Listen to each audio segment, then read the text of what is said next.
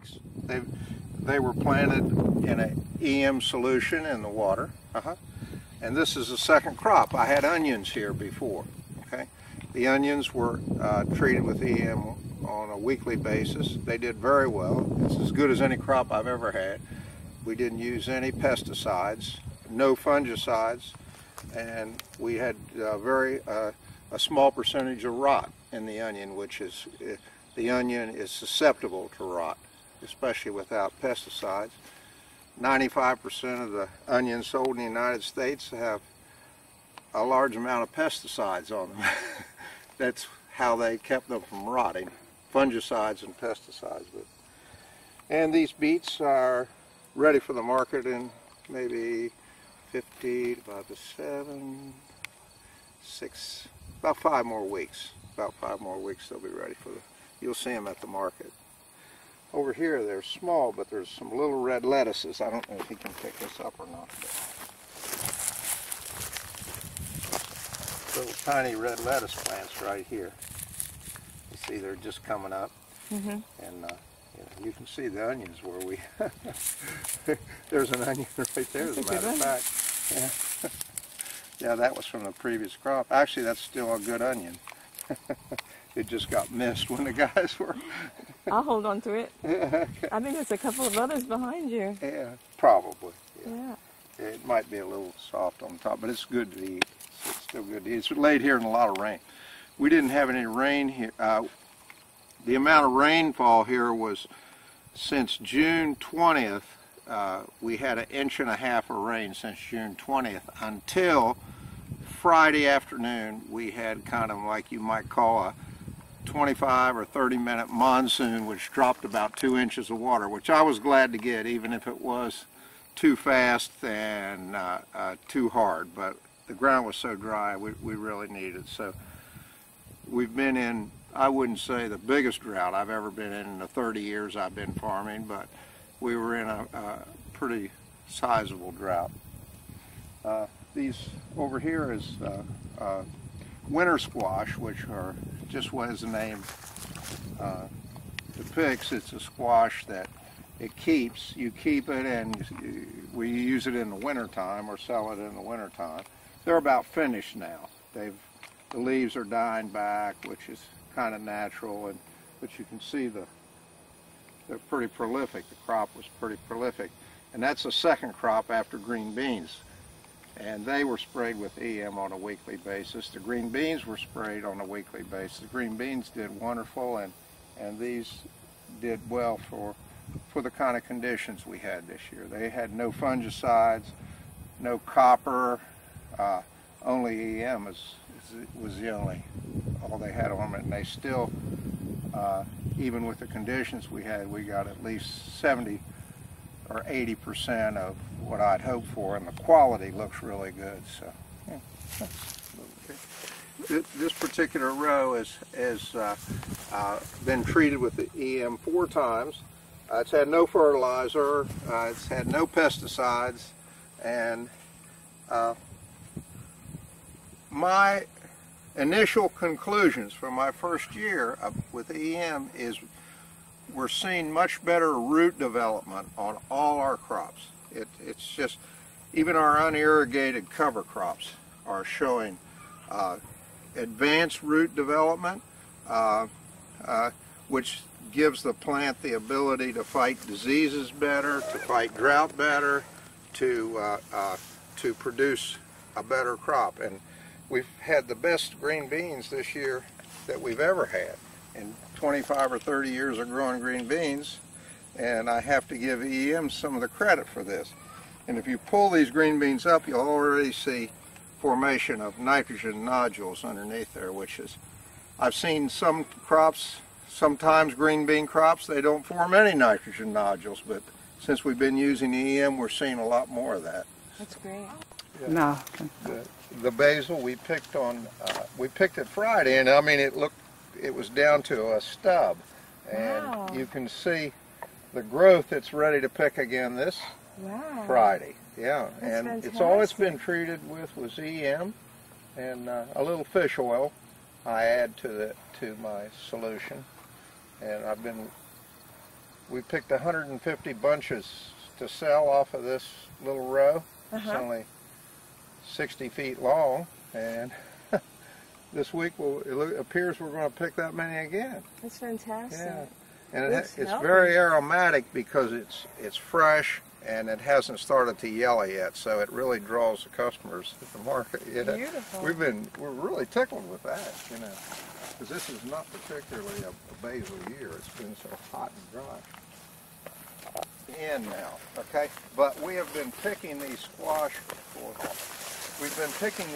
for over a month, and the length of the stalk shows that. Between each one of these leaves, you'll see where there's something cut where a squash has been cut. Okay. And here's tomorrow's squash. They've had no fungicide. They've really only had fish oil besides their EM.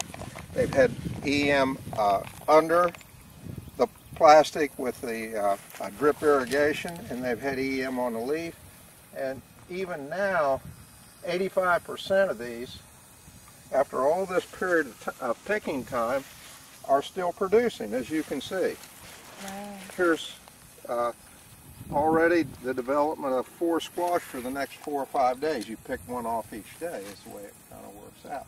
So I'm really excited about that. Yeah. Usually this time of year, the squash don't last very long because of the funguses. The molds are heavy in the air, and we lose them really quickly. Even back 25 years ago when I used to use the registered pesticides, I have never had them last this long, never. So I'm really excited.